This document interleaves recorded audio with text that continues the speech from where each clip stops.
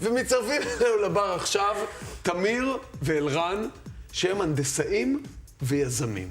אהלן אלרן, אהלן תמיר, מה העניינים? העניינים. אז אני מבין שאתם הקמתם חברה ביחד. מה היא עושה? ספרו לי. המשרד שלנו מתמחה בשירותי אדריכלות, קונסטרוקציה והדמיות למגזר העסקי והפרטי. עיקר עבודתנו היא תכנון וילות, אנחנו מתכננים קרוב ל-80 וילות בשנה. וואה. כן, טפו טפו טפו, יש עבודה? מכובד, כן. מכובד?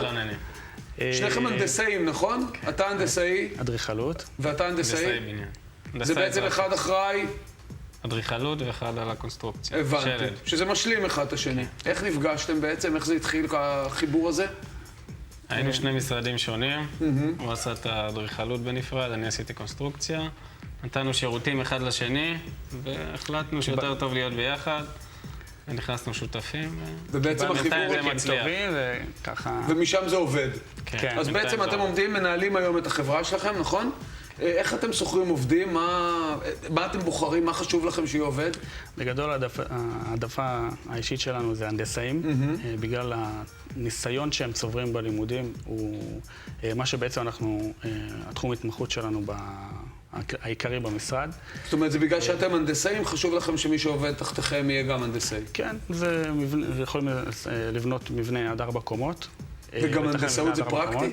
זה משהו שהוא יותר פרקטי? זה פרקטי, מה שלומדים זה בדרך כלל מה שאתה צריך, פחות תיאוריות וכאלה, יותר טכני. ידיים, זאת אומרת, זה תכלס, זה לימודים שהם תיאוריה יותר, או זה לימודים שממש אתה עושה? כמעט אפשר להגיד שהכל משולב. משולב. אתה לומד מה צריך להיות בשטח ומה... אלרן, מה עוד אפשר לעשות עם התואר הזה? אפשר לעבוד בפיקוח.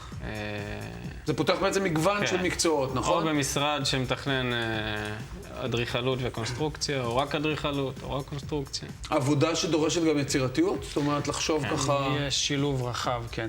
90% היצירתיות, שיטות עבודה. כל הכוח יש לו את הדרישות שלו. זאת אומרת, לא משעמם לכם, יש כל הזמן עניין. לא. זה המקצוע יש כמה סגנונות, יש מלא סגנונות. לאיזה אנשים הייתם ממליצים לבחור דווקא בתחום הזה?